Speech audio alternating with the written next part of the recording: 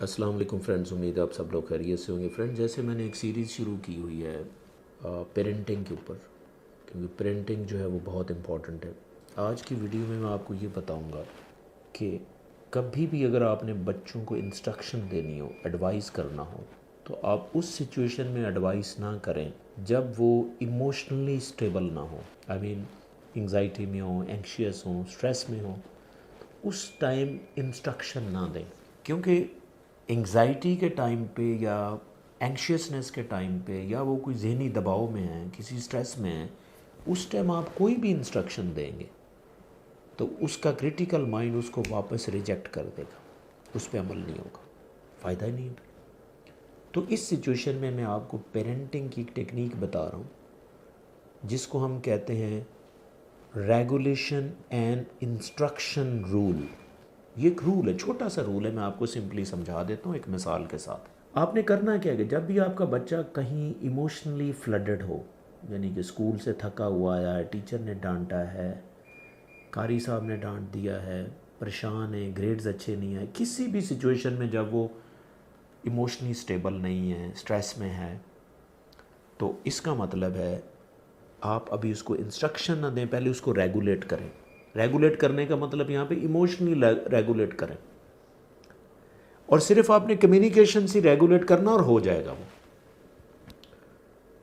होता क्या है कि फ़र्ज़ करें एक बच्चा आया, बाहर से आया, उस बच्चे ने बैग फेंका है, और आपका ज़्यादातर रिएक्शन हमारा होता है कि क्या मसला आपको, उठाओ बैग और पढ़ाई शुरू करो। हम ये करते हैं, यानी कि आपने इंस्ट्रक्शन दे दी।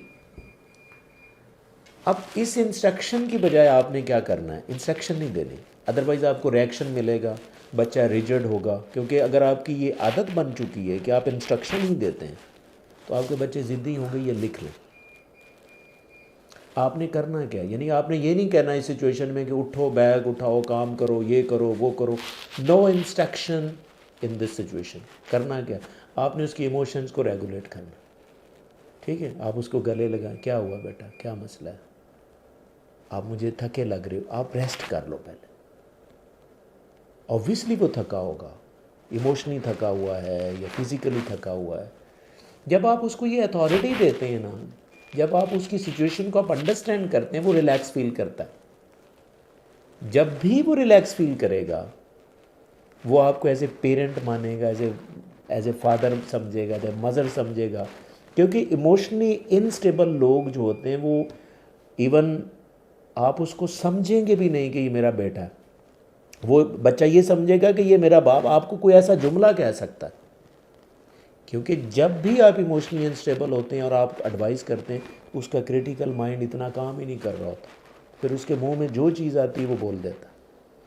तो आपने पहले क्या करना है, उसकी सिचुएशन को अंडरस्टैंड करना है। क्या कहना है, अच्छा मुझे थके हुए लग रहे हो, ठीक है ना, आप लगता है कि आपने आज काम बहुत किया है, आप रेस्ट कर लो थोड़ा सा।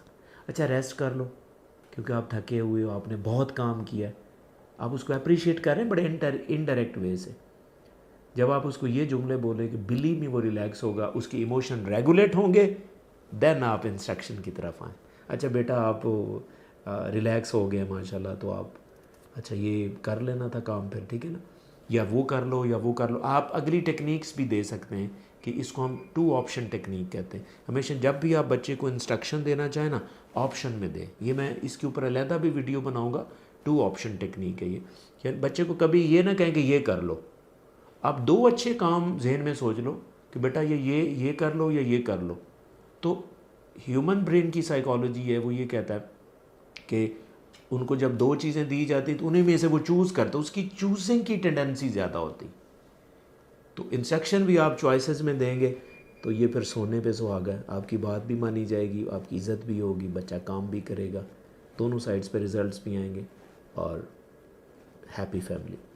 आई होप कि आपको ये वीडियो पसंद आई होगी, but still if you have any question please write me in the comment section and definitely have an answer. और हाँ, अगर आपके बच्चे का कुछ स्पेसिफिक इशू, आप किसी स्पेसिफिक पॉइंट पे बात करना चाहते हैं तो प्लीज़ आप कमेंट्स में ज़रूर मेंशन करें and I will make a detail video on that. Thank you.